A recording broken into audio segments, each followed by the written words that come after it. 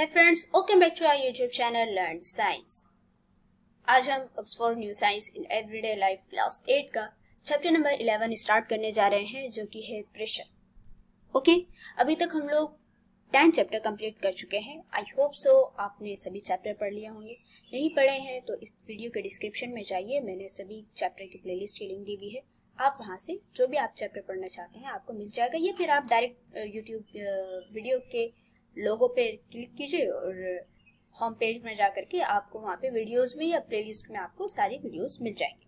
और साथ साथ हम लोग सोशल साइंस भी पढ़ा रहे हैं, तो आपको अगर सोशल साइंस पढ़ना है तो आप वहाँ से भी पढ़ सकते हैं। ठीक है, आपको भी उस ज्योग्राफी हमारी हो चुकी है और सिविक्स हमारा स्टार्ट किया है, तो वहाँ से आपको वीडियोस भी मिल जाएंगी। ओके, तो आज हम लोग स्टार्ट करने जा रहे हैं चैप्टर नंबर 11 प्रेशर, और ये unit 4 moving things people and ideas का सेकंड चैप्टर है। इससे पहले वाला जो चैप्टर था, chapter number 10 force and friction, वो चैप्टर इस चैप्टर से बहुत ज्यादा रिलेट कर रहा है। ठीक है, सो इस चैप्टर को पढ़ने से पहले मैं आपको सजेस्ट करूंगी कि आप पहले चैप्टर नंबर 10 को पढ़ के आए। वहां से फोर्स एंड फ्रिक्शन का जो फोर्स का जो खास तौर पे जो फोर्स का कंसेप्ट है उसे आप क्लियरली समझ लें कि भाई फोर्स, जब हम किसी चीज पर फोर्स, पहले तो बात ये है कि फोर्स होता क्या है। ठीक है, फोर्स क्या चीज होती है, और जब हम किसी चीज पर फोर्स लगाते हैं तो उसका क्या इफेक्ट होता है। ठीक है, सो चूंकि ये जो प्रेशर है ना, आप प्रेशर और फोर्स के अगर मीनिंग देखो कि फोर्स का मतलब होता है किसी चीज को फोर्स करना। ठीक है, जब हम किसी चीज को फोर्स करते हैं तो उस पर प्रेशर आता है। लाइक फॉर एग्जाम्पल, आपको अगर पेरेंट्स आपके ये कहें, आपको फोर्स करें कि भाई आप पढ़ाई करो पढ़ाई करो पढ़ाई करो, तो आपके जो दिमाग है ना उस पर प्रेशर आता है कि भाई मुझे पढ़ाई करनी है और मुझे पढ़ाई करके अच्छे मार्क्स लेकर के आने हैं। तो फोर्स और प्रेशर ये एक दूसरे से बहुत ज्यादा लिंक्ड है। अगर आप प्रेशर का फॉर्मूला भी देखो ना, प्रेशर का formula pressure is equal to force by area होता है, यानी pressure is equal to force. यानी जब हम किसी चीज पर फोर्स लगाते हैं तो उस पर प्रेशर पड़ता है। ठीक है, देखिए ये बात थोड़ी सी आपको मतलब समझ में नहीं आ रही होगी, लेकिन जब हम लोग इस चैप्टर के कंसेप्ट में, जब प्रेशर के कंसेप्ट को पढ़ेंगे ना, तो आपको क्लियरली बात समझ में आ जाएगी। सो देख लेते हैं पहले कि भाई हम इस चैप्टर में क्या क्या पढ़ने वाले हैं। In this chapter you will learn about, सबसे पहले हम प्रेशर के बारे में पढ़ेंगे। भाई प्रेशर का कॉन्सेप्ट क्या है, प्रेशर हम किस बोलते किसे।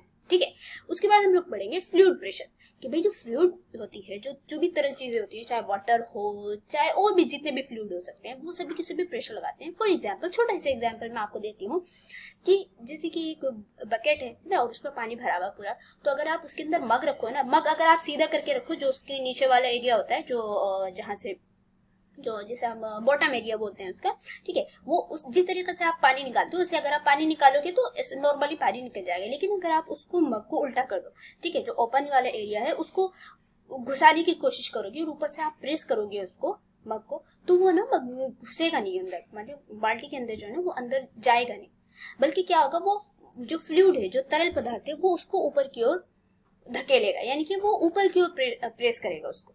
तो हमने वहां से हमें ये बात समझ में आती है यहाँ से कि भाई फ्लूइड जो होता है, जो तरल पदार्थ होते हैं, ये भी प्रेशर लगाते हैं। उसके बाद हम जो क्लास टॉपिक होगा हमारा एप्लीकेशन ऑफ प्रेशर, कि भाई हम प्रेशर को कहाँ कहाँ अप्लाई करते हैं, हम अपनी डेली लाइफ में कहाँ अप्लाई करते हैं, या फिर अगर प्रेशर को अप्लाई करने से क्या इफेक्ट पड़ता है।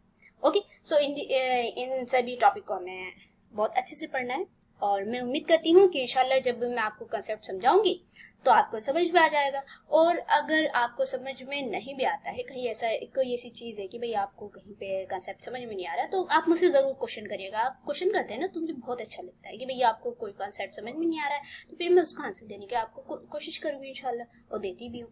ओके, चलिए स्टार्ट करते हैं। The word pressure gives a mental image of something being pressed. जब हम किसी चीज के प्रेशर के बारे में बोलते हैं कि भाई वो प्रेशर का मतलब, जब हम कोई वर्ड प्रेशर बोलते हैं ना, तो हमारे जहन में एक इमेज बनती है कि भाई किसी चीज को प्रेस किया जा रहा है। कोई भी चीज, हम किसी चीज पे प्रेशर लगा रहे हैं तो इसका मतलब उसको प्रेस कर रहे हैं ना, उस पर दबाव डाल रहे हैं, चाहे हमारे मेंटली पे प्रेशर हो, चाहे हम किसी चीज पे प्रेशर लगा रहे हो, है ना। तो मतलब प्रेशर वर्ड से ही हमारे जहन में एक इमेज आ जाती है कि भाई उस चीज को प्रेस किया जा रहा है। We have learn about the effect of force. हमने चैप्टर नंबर 10 में फोर्स एंड फ्रिक्शन में हमने फोर्स के इफेक्ट को पढ़ा था। भाई क्या पढ़ा था कि भाई फोर्स जो होती है, फोर्स का जब हम किसी चीज पर फोर्स लगाते हैं तो उस चीज पे इफेक्ट पड़ता है। इफेक्ट क्या पड़ता है कि भाई अगर कोई चीज, अगर हम कोई चीज जो है वो रेस्ट मोशन में है, मतलब वो चल नहीं रही है, स्थिर है वो अपनी, अगर तो हम उस पर अगर फोर्स लगाएं तो वो चीज मूव करने लगती है, नहीं वो कि वो मोशन करने लगती है। पहला इफेक्ट ये हो गया। दूसरा इफेक्ट ये हो गया कि भाई हम फोर्स के जरिए से किसी चीज की डायरेक्शन को चेंज कर सकते हैं। फॉर एग्जांपल, अगर आपके सामने कोई बॉल आ रही है या आपके सामने कोई ऐसी चीज आ रही है जिसपे बहुत तेजी से आ रही है, राइट डायरेक्शन में आ रही है, आप क्या करेंगे, उसको फोर्स लगा के आप उसके जो है इसकी डायरेक्शन को चेंज कर देंगे।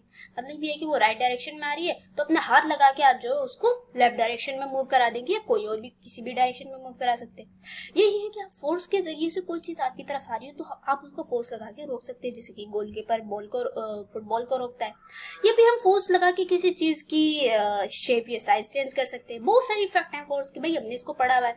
Pressure is linked to force, है ना, प्रेशर जो है वो फोर्स से काफी लिंक्ड है। कैसे? It is the force applied divided by the area on which acts. ये उस एरिया से डिवाइडेड फोर्स है जिस पर ये एक्ट कर रही है। मतलब ये है, देखिए क्या मतलब है कि भाई प्रेशर का मतलब क्या है। प्रेशर का मतलब ये है कि जितनी फोर्स लग रही है, मान लीजिए 2 न्यूटन की या 4 न्यूटन की फोर्स लग रही है, तो वो जितने एरिया पे फोर्स लग रही है ना, और जितनी फोर्स लग रही है तो उस फोर्स को एरिया से डिवाइड कर देंगे। देखिए जब हम लोग इसका फॉर्मूला समझेंगे, जब हम लोग फॉर्मूला पढ़ेंगे ना, तो आपको समझ में आ जाएगा। There are many cases when the area over which a force acts determine the outcome of the force. बहुत सारे ऐसे केसेस होते हैं कि जब कोई फोर्स किसी एरिया पे एक्ट करती है ना, मान लीजिए कोई फोर्स है ना, जब कोई एरिया है, छोटा सा एरिया है ना, छोटे से एरिया पे फोर्स एक्ट कर रही है, मतलब ये है कि हम कोई छोटे से एरिया पे हम फोर्स लगा रहे हैं, तो वो एरिया ही हमें इस बात को बता देगा कि हमने उस पे कितनी फोर्स लगाई है। ठीक है, यानी कि हमने उस फोर्स का क्या आउटकम निकला है। फॉर एग्जाम्पल आप देखिए, जैसे कि पेंसिल है, ठीक है, पेंसिल के जो नोक वाले एरिया होता है ना, जहां से आप लिखते हैं, उस वाले एरिया को, मतलब वो कितना एरिया, सोचिए वो कितना हो सकता है, जो पेंसिल का नोक वाले एरिया, उसको अगर आप प्रेस करें किसमें, एक पेपर पे, जब आप किसी पेपर पे प्रेस करेंगे तो उस पेपर पे खूब ज्यादा सा प्रेस करेंगे तो क्या होगा, वहां पे उस पेपर पे होल हो जाएगा। ठीक है, अब आप क्या करें, उसको ना पेंसिल को उल्टा कर दें, उसके बट वाले साइड, जो पीछे वाला साइड होता है ना, उस वाले साइड से किसी पेपर को प्रेस करें।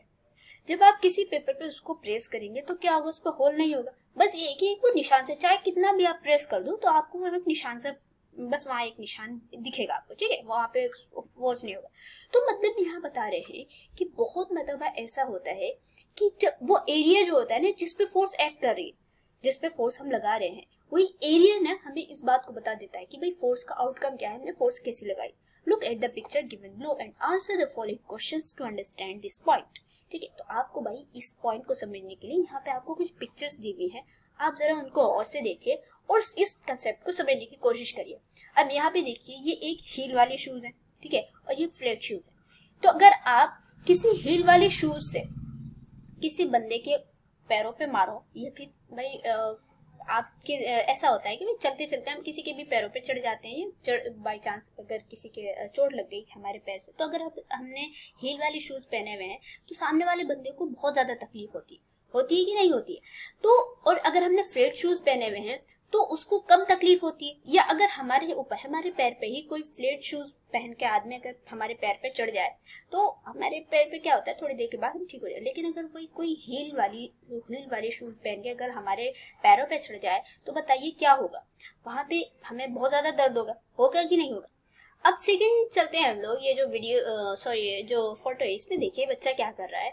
इसने पहले एक बलून लिया, उसमें थोड़ी सी हवा भरी, फिर उसने और भरी, फिर उसने और भरी, ठीक है, और जब वो भरता रहा, जब उसमें उस बलून में बहुत ज्यादा भर गई तो वो क्या हुआ, एक टाइम वो बलून जो है वो फट जाता है। ठीक है, तो मतलब ये है कि यहाँ पे यही चीज हमें दिखाने की कोशिश कर रहे हैं कि भाई कभी कभी ऐसा होता है कि जिस चीज पे, मतलब जिस एरिया पे वो फोर्स एक्ट कर रही है ना, वही चीज हमें उस फोर्स का आउटकम, वही एरिया जो है ना, हमें उस फोर्स का आउटकम बता देता है। ठीक है, देखिए अब यहाँ पे कुछ क्वेश्चंस हैं आपको दिए गए हैं कि भाई have you ever been accidentally stepped by on by someone, कि क्या अब कभी जो है आपका, मतलब आपके जो है पैर पे किसी ने कोई अपना पैर रख दिया हो, मतलब एक्सीडेंटली ऐसा हो सकता है। Which do you think would hurt more, flat shoes और पॉइंटेड शूज, ठीक है, या हील शूज जिसे हम बोल सकते हैं। तो बताइए आपको कि भाई आपको किस चीज ने ज्यादा हर्ट किया, मतलब किस चीज आपको ज्यादा तकलीफ हुई, फ्लेट शूज या फिर पॉइंटेड शूज से या फिर हील शूज से। तो भाई हमें जाहिर सी बात है, हमें यहाँ पे बिल्कुल कंसेप्ट बिल्कुल क्लियर है कि जो फ्लेट शूज होते हैं वो हमें कम हर्ट करेंगे, लेकिन जो पॉइंटेड शूज होते हैं या जो हील शूज होते हैं जिसमें हील होती है वो हमें ज्यादा हर्ट करते हैं। ठीक है, सेकंड क्वेश्चन क्या है, why does a balloon expand when air is blown into. ठीक है भाई, जब बलून जो है हम उसमें एयर डालते हैं, बहुत ज्यादा एयर डाल देते हैं, तो वो बलून एक्सपेंड क्यों कर जाता है, मतलब ये है कि वो फैल क्यों जाता है, या फिर ये है कि वो बाद में ब्रस्ट कर जाएगा, हमने ज्यादा डाल दी। तो भाई एयर, वो जो बलून एक्सपेंड इस वजह से करता है क्योंकि एयर जो है वो स्पेस रहती है, यानी कि एयर, हमें पता है एयर में स्पेस भी होता है कि ना, यानी एयर जो है वो occupies space inside the balloon and pushes it to expand, यानी एयर जो है वो बलून के अंदर स्पेस को ऑक्यूपाई करती है और उसको एक्सपेंड करने के लिए पुश करती है। ठीक है, थर्ड क्वेश्चन क्या है, what happens when more and more air is blown into the air is blown into the balloon, कि भाई जब हम लोग ज्यादा से ज्यादा एयर उसमें डाल देते हैं बलून में तो क्या होता है, द बलून विल बर्स्ट, यानी बलून जो है वो फट जाता है। ठीक है, the above examples illustrate the effect of pressure in different situation, let us learn more about pressure. तो भाई जो आपको ये जो क्वेश्चन किए गए हैं, ये क्वेश्चन आपको फालतू थोड़ी नहीं किए गए, ये क्वेश्चन आपको ये बताने के लिए कहे गए हैं कि भाई जब हम किसी चीज पे प्रेशर लगाते हैं, या हम किसी चीज पे फोर्स लगाते हैं, ना फोर्स नहीं कह सकते हम, यहाँ पे प्रेशर कह सकते हैं, जब हम किसी चीज पे प्रेशर लगाते हैं, किसी चीज पे प्रेशर लगता है तो उसका इफेक्ट क्या होता है। ठीक है, यानी प्रेशर जो है वो एरिया के इनवर्सली प्रोपोर्शनल होता है। जैसे कि हमने पहले ही एग्जांपल में पढ़ा कि भाई जो हील वाले शूज होते हैं ना, उसमें एरिया कम होता है। ठीक है, एरिया कम होता है और प्रेशर ज्यादा लगता है कि नहीं। देखिए वो जो हील वाली जो शूज होते हैं, जो हील होती है उसकी जो नोक होती है वो कितनी होगी, ज्यादा 1 इंच की होगी, 1 इंच भी नहीं, ½ इंच की होगी। और वो जब वो किसी चीज पे प्रेस करती है, या मान लीजिए एक मिट्टी वाली जगह ही है, तो वहां पे कोई इंसान हील के शूज लेके चल रहा है, तो वो जो मिट्टी वाली जगह है जहाँ पे हील पड़ रही है, तो वो वहां पे गड्ढा हो जाता है। वहीं पे अगर आप एक फ्लैट शूज लेके चलो किसी मिट्टी वाली जगह पे, तो मिट्टी वाली जो फ्लैट वाली शूज है वहां पे गड्ढा तो नहीं होता ना, बस एक सिंपल सा एक निशान पड़ जाता है जो शूज का होता है। तो यही चीज है कि जो प्रेशर होता है ना, ये एरिया के डायरेक्टली इनवर्सली प्रोपोर्शनल होता है, कि भाई कम एरिया ज्यादा प्रेशर, ज्यादा एरिया कम प्रेशर। ओके, चलिए अब हम लोग थोड़ा सा ना इसको और अच्छे से पढ़ते हैं। तो पहले भाई हम प्रेशर के बारे में पढ़ लेते हैं कि प्रेशर होता क्या। Pressure is defined as force per unit area. Pressure को हम कैसे डिफाइन करते हैं, फोर्स पर यूनिट एरिया, यानी एक यूनिट एरिया पे कितनी ज्यादा फोर्स लग रही है, इसी चीज को हम बोलते हैं प्रेशर।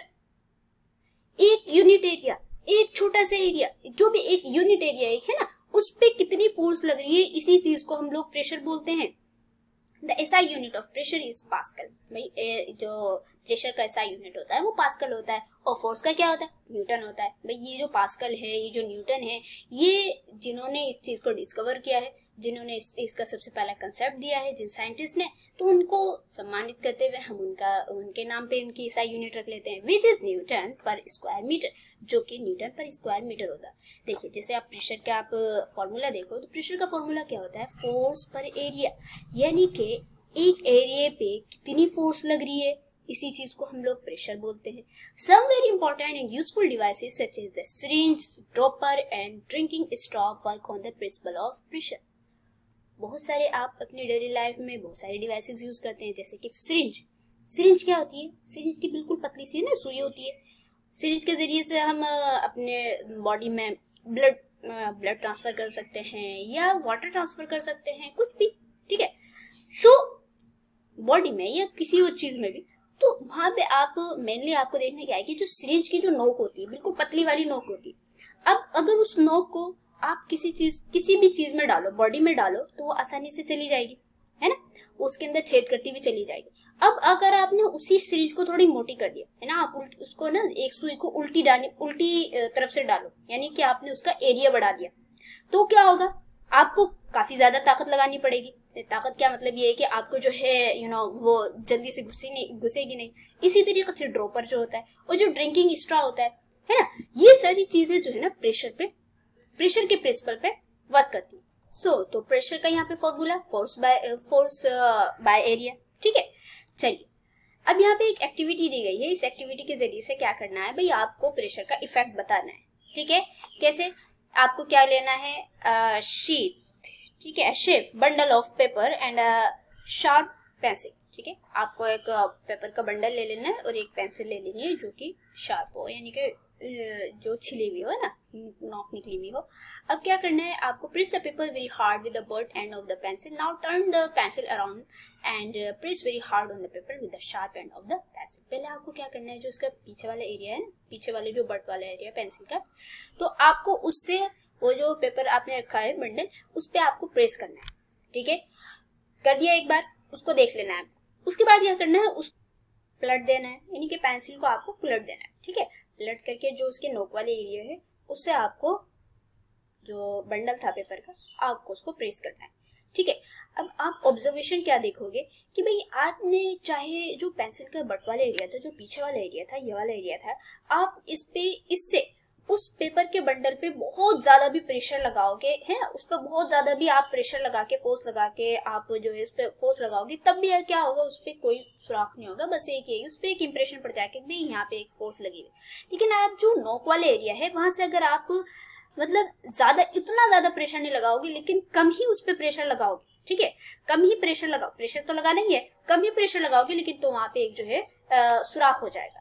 तो यहाँ पे कंक्लूजन क्या निकलता है, the surface area of the pencil but is larger than the surface area of the sharp and, कि भाई जो पीछे वाला जो एरिया था, यानी जो पेंसिल का बट वाला एरिया था, तो उसका सरफेस एरिया बड़ा था और जो शार्प एंड वाला एरिया था वो बहुत कम था। तो यहाँ पे क्या बात निकलती है कि with a much smaller force a great pressure is produced with the sharp end of the pencil, कि भाई इतना ज्यादा तो फोर्स नहीं लगाया, थोड़ा कम ही फोर्स लगाया, लेकिन शार्प एंड के जरिए से बहुत ज्यादा प्रेशर वहां पे दिखा। यानी कि जो प्रेशर है ये एरिया के डायरेक्टली प्रोपोर्शनल होता है। समझ में आ रही है? यहाँ से आपको थोड़ा सा समझ में आना चाहिए कि भाई जो प्रेशर होता है ना, वो एरिया के डायरेक्टली प्रोपोर्शनल होता है, कि जितना कम एरिया होगा उतना ज्यादा प्रेशर लगेगा और जितना ज्यादा एरिया होगा उतना कम प्रेशर लगेगा। ठीक है, प्रेशर का इफेक्ट दिखेगा आपको। समझ में आ रहा है? ओके, चलिए आगे चलते हैं। अब यहाँ पे क्या करना है, यहाँ पे आपको प्रेशर कैलकुलेट करना है। ठीक है, यानी कि आपको जो फॉर्मूला दिया गया था ना पीछे, pressure is equal to force by area, तो अब आपको इसको निकाल के देखना है, न्यूमेरिकल करना है कि भाई हम प्रेशर कैसे निकाल सकते हैं। So let us how we calculate the pressure. ठीक है, हम लोग जो है ऐसे प्रेशर कैलकुलेट कर सकते हैं। For example, if a force of 2 Newton is applied over an area of 2 centimetre square, calculate the pressure produced. अच्छा देखिए, आपने थोड़ा और किया कि वहां जो आपको प्रेशर का जो फॉर्मूला दिया गया था वो क्या दिया गया था, फोर्स, आपको जो उसका ऐसा यूनिट था वो न्यूटन था, और जो एरिया था ना वो आपको मीटर स्क्वायर में निकालना था। अब देखिए, अब यहाँ पे क्या क्वेश्चन है आपका, if a force of 2 Newton is applied over an area of 2 centimetre square, कि भाई एक 2 सेंटीमीटर स्क्वायर के एरिया पे 2 न्यूटन का फोर्स लग रहा है, तो कैलकुलेट द प्रेशर प्रोड्यूस्ड। तो आपको भाई यहाँ पे प्रेशर जितना उसमें लग रहा है वो आपको कैलकुलेट करके दिखाना है। तो भाई सॉल्यूशन क्या है, सबसे पहले आपको क्या करना होगा, जो सेंटीमीटर स्क्वायर है ना उसको मीटर स्क्वायर में चेंज करना होगा, क्योंकि जो आपको एरिया है वो मीटर स्क्वायर में निकालना है। जो भी सेंटीमीटर में होगा तो आपको मीटर स्क्वायर में करना होगा, मिलीमीटर में होगा तो आपको उसको मीटर में करना होगा। ठीक है, मीटर स्क्वायर में करना होगा। So to get the pressure in Pascal, we have to make sure that the force is in Newton. ठीक है, फोर्स न्यूटन में होना चाहिए, and the area in metre square, और एरिया जो है वो किस में होना चाहिए, मीटर स्क्वायर में। Here the area is in centimetre square, यहाँ पे सेंटीमीटर स्क्वायर में दिया हुआ है। To convert into meter, we have to divide the given area by 10,000. Okay, तो पहले हमने एरिया को 10,000 से जब हमने डिवाइड करा तो हमारा आंसर क्या निकला, 0.0002 मीटर स्क्वायर। ठीक है, ये हमारा मीटर में, हमने इसको कन्वर्ट करके हमारे मीटर में आंसर आ गया। अब क्या करना है हमें, अब हम जो है प्रेशर का फॉर्मूला लगाएंगे। प्रेशर का फॉर्मूला क्या था, फोर्स बाय एरिया। ठीक है, पहले फोर्स ऊपर जितनी फोर्स लगी है उतनी फोर्स लगा दी, और एरिया जो है वो आपको मीटर स्क्वायर में आपने कन्वर्ट कर दिया। अब यहाँ पे फोर्स कितनी लगी है, 2 न्यूटन की। ठीक है, और यहाँ पे जो मीटर स्क्वायर में आंसर आया था ये आपने यहाँ लगा दिया। ठीक है, जब आप इसको सॉल्व करोगे तो आपका निकलेगा 10,000 पास्कल। ओके, यानी कि भाई 2 सेंटीमीटर स्क्वायर के एरिया पर 2 न्यूटन के अगर आप फोर्स लगाते हो तो प्रेशर कितना लग रहा है उस पर, 10,000 पास्कल का। अब आगे भी आपके लिए और भी क्वेश्चंस हैं जो मैं इस वीडियो के लास्ट में तो नहीं, बल्कि मैं एक अलग सी वीडियो बनाऊंगी जिसमें कि आपको न्यूमेरिकल्स दूंगी मैं आपको, और आपको उसमें प्रेशर कैलकुलेट करके दिखाना होगा। ठीक है, वहां पे आपका मिलीमीटर स्क्वायर में भी हो सकता है कि भाई एरिया जो है वो मिलीमीटर स्क्वायर में, जैसे कि दूसरा एग्जांपल भी आपकी बुक में दिया हुआ है मिलीमीटर स्क्वायर में या सेंटीमीटर स्क्वायर में या डायरेक्टली मीटर स्क्वायर में, वहां पे मैं आपका प्रेशर चेंज कर दूंगी। ठीक है, प्रेशर प्रेशर नहीं बल्कि फोर्स वो आपका वेरी कर दूंगी। तो इस तरीके से आप कैसे प्रेशर को कैलकुलेट कर सकते हैं, हम वो न्यूमेरिकल्स करेंगे। चलिए आगे चलते हैं, वेरिएशन ऑफ प्रेशर। भाई प्रेशर जो है वो कैसे वेरी करता है। ठीक है, तो प्रेशर जो है depends on two main factors.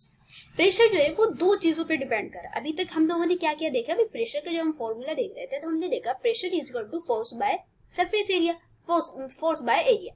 ठीक है, तो वही चीज है, यानी कि प्रेशर जो है वो दो मेन फैक्टर्स पे डिपेंड कर रहा है। कैसे? फोर्स पे डिपेंड कर रहा है और सरफेस एरिया पे। अब देखिए पहला पॉइंट देख लेते हैं, increasing the force on an area increases the pressure produce. देखिए प्रेशर का जो फॉर्मूला था क्या था, P is equal to F by A। ठीक है, यानी प्रेशर जो है वो डायरेक्टली प्रोपोर्शनल था किसके, फोर्स के, कि अगर आप प्रेशर बढ़ाओगे यानी अगर आप फोर्स बढ़ाओगे तो ज्यादा प्रेशर लगेगी, फोर्स घटाओगे तो प्रेशर कम लगेगा। इसी तरीके से increasing the force on an area, किसी एक एरिया पे आप फोर्स जितनी ज्यादा लगाओगे इंक्रीज द प्रेशर प्रोड्यूस, तो जितनी भी प्रेशर प्रोड्यूस होगी वो भी ज्यादा होगी।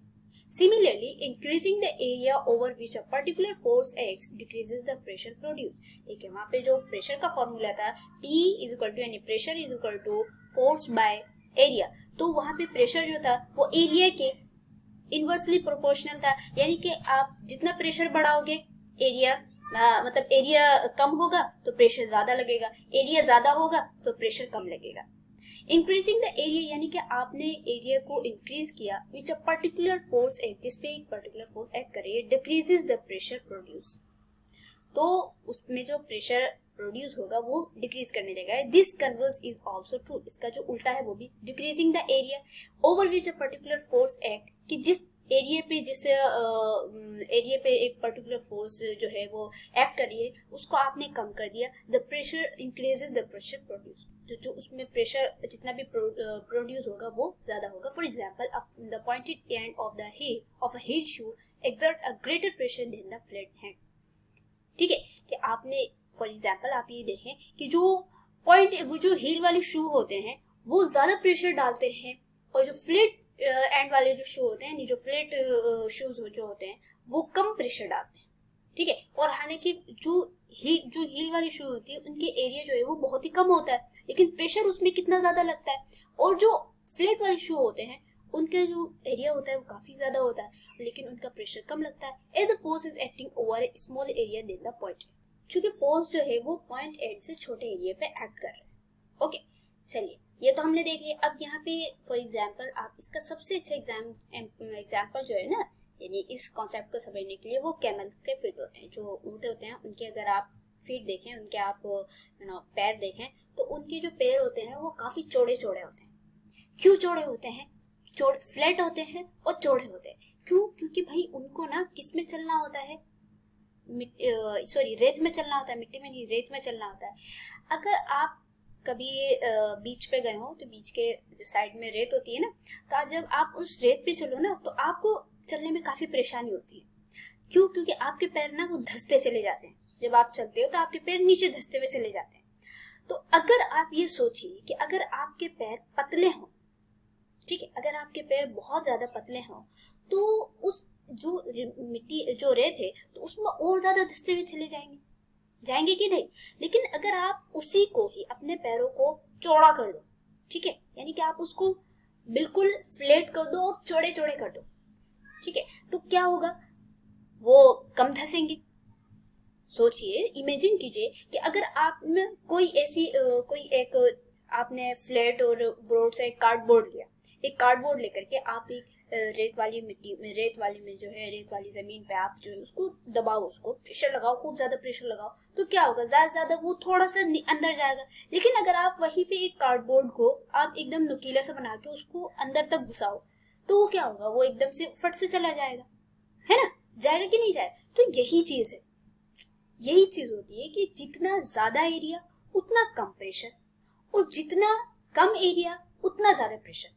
ठीक है, फोर्स तो लगनी है, फोर्स तो बहुत ज्यादा लगेगी वहां पे, लेकिन प्रेशर की बात हो रही है ना, प्रेशर। अब यहीं पे ऊंट को देख लो भाई, ऊंट के जो पैर होते हैं ना वो काफी ज्यादा चौड़े होते हैं, तो चौड़े होने की वजह से भाई एरिया ज्यादा है, एरिया ज्यादा होने की वजह से उनके पैर ना बहुत ही कम धंसते हैं, यानी उनके पैर, चूंकि उनको उनको ये जो रेगिस्तान है उनका किंग कहा जाता है ना, राजा कहा जाता है, तो भाई वो उनके पैर इतने ज्यादा चौड़े होते हैं, तो चौड़े होने की वजह से वो इजीली चल पाते हैं। अगर उनके पैर पतले पतले होते तो वो ज्यादा धंसते हुए चले जाते हैं, यानी कि वहां पे बहुत ज्यादा प्रेशर प्रोड्यूस होता है। लेकिन चूंकि उनके पैर जो होते हैं वो इस वजह से चौड़े चौड़े होते हैं, जो कुदरत है उन्होंने उनके पैर को चौड़े चौड़े बनाया ताकि भाई ज्यादा एरिया होगा तो प्रेशर कम प्रोड्यूस होगा, कम धंसेगा। Camel has flat broad feet that reduce the pressure exerted on the sand. ठीक है, उनके जो कैमल के फीट होते हैं वो फ्लैट होते हैं, ब्रॉड होते हैं, जिसकी वजह से जो भाई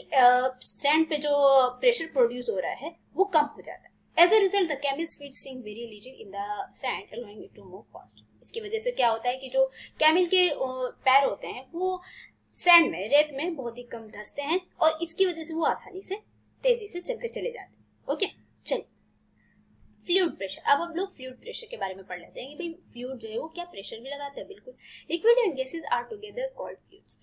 अब फ्लूइड्स में आपका लिक्विड भी आ जाएगा, गैस भी आ जाएगा, उन दोनों का आप जो है फ्लूइड्स कह सकते हैं। Fluid exerts pressure on all bodies immersed in them and on the walls of container that hold them. जो फ्लूइड्स होते हैं ना, तो वो जिन भी बॉडीज को उनके अंदर डाला जाता है तो वो उस पर प्रेशर लगाते हैं, या ये है कि जिस बॉडी में उनको डाला जाता है फ्लूइड के, जैसे गैस है तो जिस कंटेनर में या जिस भी चीज में उनको डाला जाएगा तो वो उसकी वॉल पे जरूर प्रेशर लगाए। For example this is why a balloon expand when we blow it. जैसे फॉर एग्जाम्पल एक बलून ही ले लो, तो बलून में जब आप हवा भरोगे, ठीक है, हवा भरोगे तो हवा भरते रहोगे, आपने फ्लूइड भरा, तरल भरा, तो वो फ्लूइड क्या करेगा, उसकी वॉल को एक्सपेंड करेगा, लेकिन जब आपने उसमें ज्यादा वो कर दी बलून को, अपने उसमें ज्यादा एयर डाल दी उसमें, तो क्या होगा, वो बलून फट जाएगा। इसका मतलब क्या है, वो बलून का फटना इस चीज को जाहिर कर रहा है ना, इस चीज को बता रहा है कि भाई उसकी वॉल पे प्रेशर लग रहा था। The air inside the balloon exerts pressure on the inner wall of the balloon. ठीक है, जो उसके अंदर एयर थी उस बलून के अंदर, तो वो उसकी बलून की वॉल पे, बलून की इनर वॉल पे प्रेशर लगा रही थी। If you blow into too much air and the material of the balloon is not capable of expanding further, increasing the pressure inside can cause the wall of the balloon to break into one or more points.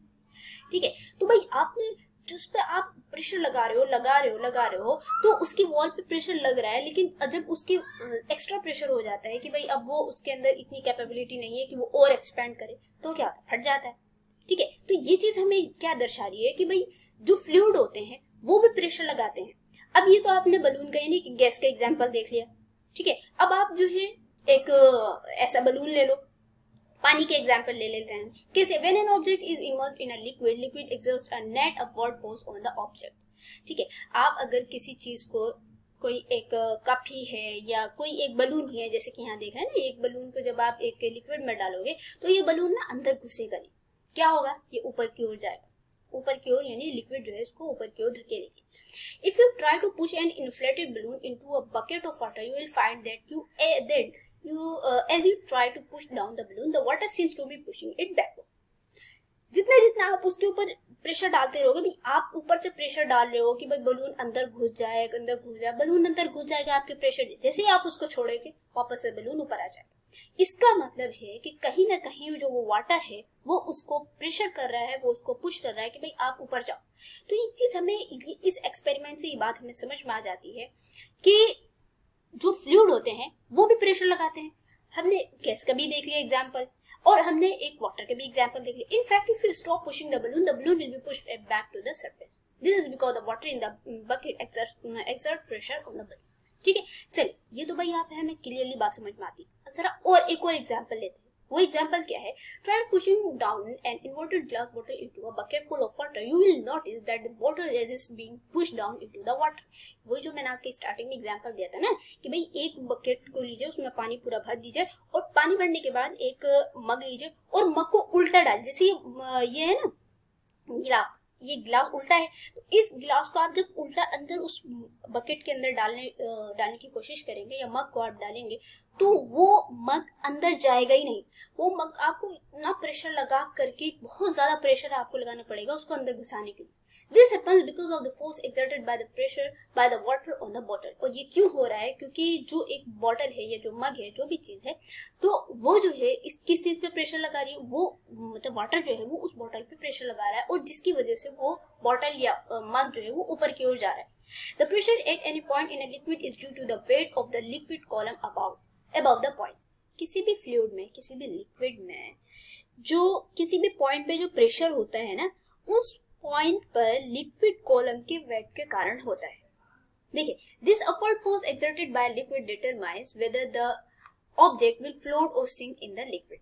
देखिए, जो pressure होता है, मतलब liquid में किसी भी point पे अगर जो प्रेशर लग रहा है तो वो प्रेशर जो है ना उसको ऊपर की ओर धकेलता है।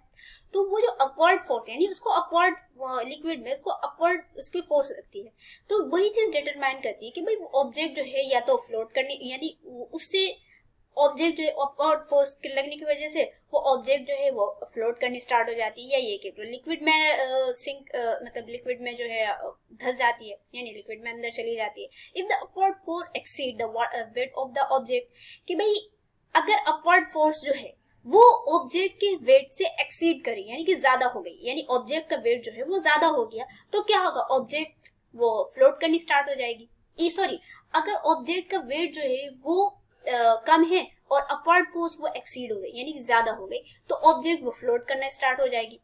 समझ रहे हैं ना कि भाई ऑब्जेक्ट जो है, ऑब्जेक्ट का वेट, ऑब्जेक्ट वो आपकी बलून है, समझ लीजिए बलून ही है, तो बलून का वेट कितना कम होता है, और वाटर का जो वेट है, जो अपवर्ड फोर्स जो लग रही है लिक्विड में, वो ज्यादा है, तो क्या होगी? ऑब्जेक्ट फ्लोट करेगी। और अगर क्या होगा? ऑब्जेक्ट का वेट ज्यादा होगा और जो अपवर्ड फोर्स है वो कम होगी, तो ऑब्जेक्ट वो सिंक हो जाएगी।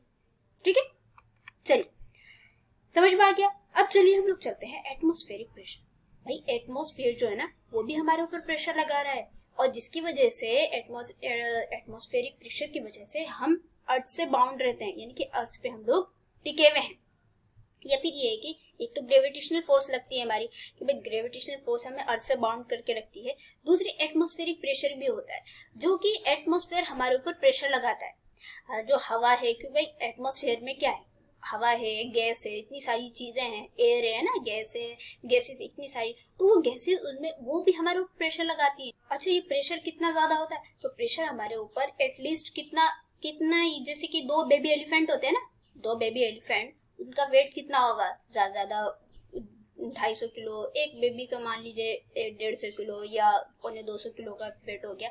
2 बेबी एलिफेंट के जितना उनका वेट होता है ना, उतना ज्यादा एटमॉस्फेयर हमारे ऊपर प्रेशर लगाती है। अब भाई अगर सोचिए, अगर इतना एटमॉस्फेयर हमारे ऊपर प्रेशर लगाती है तो हमें मतलब समझ में क्यों नहीं आता, हम ऐसा इसको फील क्यों नहीं कर पाते? इस वजह से नहीं फील कर पाते क्योंकि हमारी बॉडी के अंदर खुद हर चीज प्रेशर में चल रही है। हमारी बॉडी में जो ब्लड है ना वो खुद इतने प्रेशर में चलता है, तो जिसकी वजह से हमारी बॉडी का, अब समझ लीजिए कि कोई ऊपर से प्रेशर लगा रहा है, नीचे से भी आप प्रेशर लगाओ, तो वो जो बीच वाली ऑब्जेक्ट होगी उस पर कुछ फर्क ही नहीं पड़ेगा। मतलब बराबर से अगर प्रेशर लगेगा ऊपर नीचे तो वो एक दूसरे को कट कर देंगी।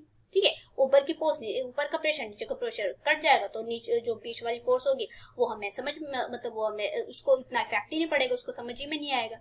लेकिन जब हम लोग जब हम लोग ऊपर जाते हैं, मतलब जैसे जैसे हम लोग ऊपर जाते हैं तो हवा कम होती जाती है ना, तो फिर वहां पे जो प्रेशर होता है, वो हमारे जो ब्लड का प्रेशर होता है वो ज्यादा होने लगता है, यानी कि वो उसके अमाउंट ज्यादा होने लगती है। तो फिर क्या करते हैं, जो एस्ट्रोनॉट्स वगैरह होते हैं वो ऊपर जाने के लिए, मून पे जाने के लिए, क्योंकि वहां पे एयर कम है ना, तो वहां पे जाने के लिए वो एक स्पेशल टाइप के क्लोथ पहनते हैं जिसमें कि वो प्रेशर बहुत ज्यादा होता है, जो कि हमारे एटमॉस्फेरिक प्रेशर और हमारी ब्लड का प्रेशर जो है वो उसको मेंटेन करके रखते हैं। अगर ऐसा नहीं करेंगे वो, तो क्या होगा, जो हमारी जो ब्लड वेसल्स है ना, तो हमारे वो ब्रस्ट कर जाएंगे, क्योंकि हमारे अंदर की जो ब्लड है वो खुद इतनी ज्यादा प्रेशर से चलता है कि अगर उसको ऊपर एटमॉस्फेरिक प्रेशर ना हो ना तो वो ब्रस्ट कर जाए, ठीक है, वो फट जाए, बर्स्ट हो जाए। So did you know that all of us are immersed in a sea of air and are experience its pressure all the time? क्या आप जानते हैं कि हम लोग जो है एयर के समुद्र में रहते हैं, है ना, एयर के समुद्र में हम लोग इमर्स्ड हैं and are experience its pressure all the time, और हर टाइम हम इस प्रेशर को एक्सपीरियंस भी कर रहे हैं। तो वो जो प्रेशर है जो हमें एक्सपीरियंस कर रहे हैं, ठीक है। वैसे तो हमें मतलब ऐसे एक्सपीरियंस तो नहीं भाई, हमें पता तो लगता नहीं कि भाई हमें हमारे ऊपर कोई प्रेशर लगा रहा है, लेकिन फिर भी हमारे ऊपर प्रेशर लग रहा है। सो उस प्रेशर को क्या बोलते हैं? This is called atmospheric pressure. उसको हम लोग क्या बोलते हैं? Atmospheric pressure. Scientist discovered atmospheric pressure in the 17th century. Scientist ने 17th सेंचुरी में ही उसको डिस्कवर कर दिया था एटमॉस्फेयर की, एटमॉस्फेयर से भी हमारे ऊपर प्रेशर लगता है। This discovery uncovered an interesting fact. और इस डिस्कवरी से हमें एक इंटरेस्टिंग फैक्ट पता चली, क्या भाई, कि the air actually has weight, कि एयर में एक्चुअली वेट होता है। कि भाई इस डिस्कवरी से ये बात पता चल गई कि एयर में वेट होता है। The weight of the atmosphere presses down on the earth surface and creates a pressure on it.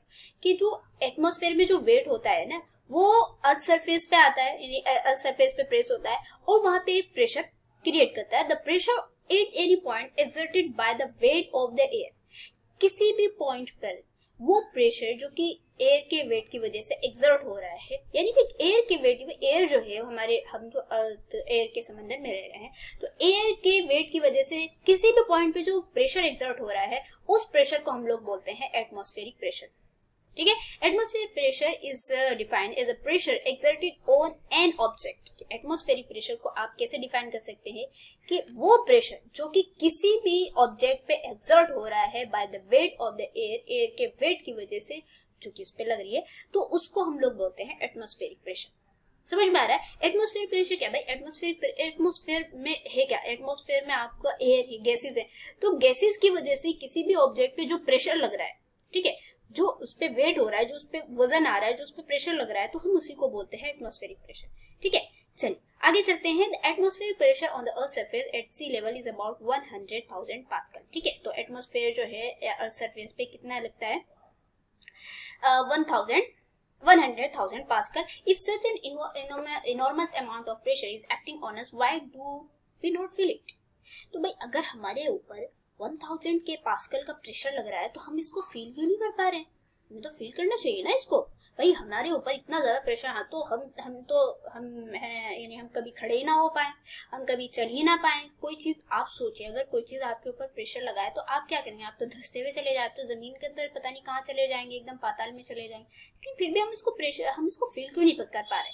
Because the pressure of the blood in our blood vessels and that of the other fluids present on in the body balance out the atmospheric pressure.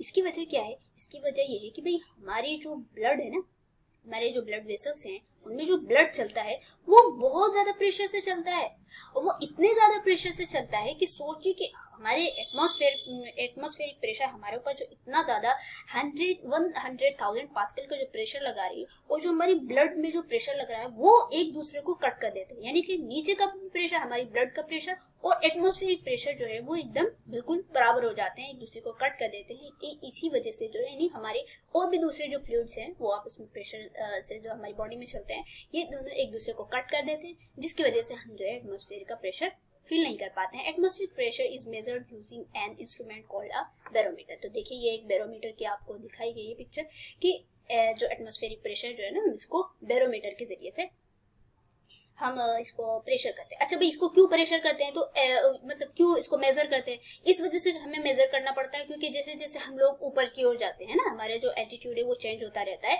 तो atmospheric pressure जो है वो घटता जाता है, यानी air की मात्रा कम होती जाती है। जैसे जैसे हम ऊपर जाते हैं तो एयर की मात्रा कम होती जाती है ना, तो जैसे जैसे जैसे जैसे हम ऊपर जा रहे हैं तो कम होती जा रही है, तो इस वजह से वहाँ एटमॉस्फेरिक प्रेशर जो है वो कम होना स्टार्ट हो जाता है। और यही वजह है कि हमें इसको मेजर करने के लिए कि भाई कितना कम हुआ है, हमें कितना चाहिए, तो इसके लिए हम लोग एक इंस्ट्रूमेंट यूज करते हैं जिसको हम बोलते हैं बैरोमीटर। ओके, चलिए याद रखिएगा इसको क्या बोलते हैं, बैरोमीटर। अब यहाँ पे एक फैक्ट फाइल है, the weight of the atmosphere on the top of your head is 250 kg which is equivalent to the weight of about 2 baby elephants. समझ में आ रहा है कि आपके सर पे जो वेट लग रहा है ना, वो कितना है? 250 kg। 250 kg का वेट आपके सर पे एटमॉस्फेयर लगा रहा है, जो कि किसके इक्विवेलेंट है? 2 बेबी एलिफेंट के वेट के बराबर है। फिर भी हम लोग इसको क्यों नहीं फील कर पा रहे हैं? Because the pressure inside our body is also equal to the atmospheric pressure and catch the pressure from outside. समझ में आ रहा है कि हमारी बॉडी में जो हमारे ब्लड वेसल्स, जो इतने हमारे ब्लड वेसल्स में जो ब्लड चल रहा है और जो दूसरे फ्लूइड्स हैं वो इतनी ज्यादा प्रेशर से चल रहे हैं, वो इतने ज्यादा वहां पे प्रेशर लग रहा है कि जो एटमॉस्फेरिक प्रेशर है ना, ये एक दूसरे को कट कर देते हैं, कैंसिल आउट कर देते हैं, जिसकी वजह से हम इसको फील नहीं कर पा रहे। अगर हमारी बॉडी में ब्लड जो है वो प्रेशर से ना चल पाए, तो सोचने वाली बात है कि भाई हमारी बॉडी में ब्लड जो है वो इतनी प्रेशर से क्यों चल रहा है। वो इस वजह से चल रहा है क्योंकि जो हमारी ब्लड वेसल्स है वो बहुत बहुत बहुत जगह ऐसी है कि बिल्कुल बारीक है। अगर वो जो ब्लड है वो जो हमारा हार्ट पंप कर रहा है, तो अगर वो प्रेशर से पंप नहीं करेगा तो जो बारीक बारीक बिल्कुल इतनी जो पूरे बॉडी में हमारी जाल बिछे हुए हैं बिल्कुल ब्लड वेसल के, तो उस बारीक वेसल तक जाने के लिए उसको प्रेशर से भेजना पड़ेगा ना। जब वो प्रेशर से भेजेंगे जब ना वहां तक पहुंच पाएगा, है ना।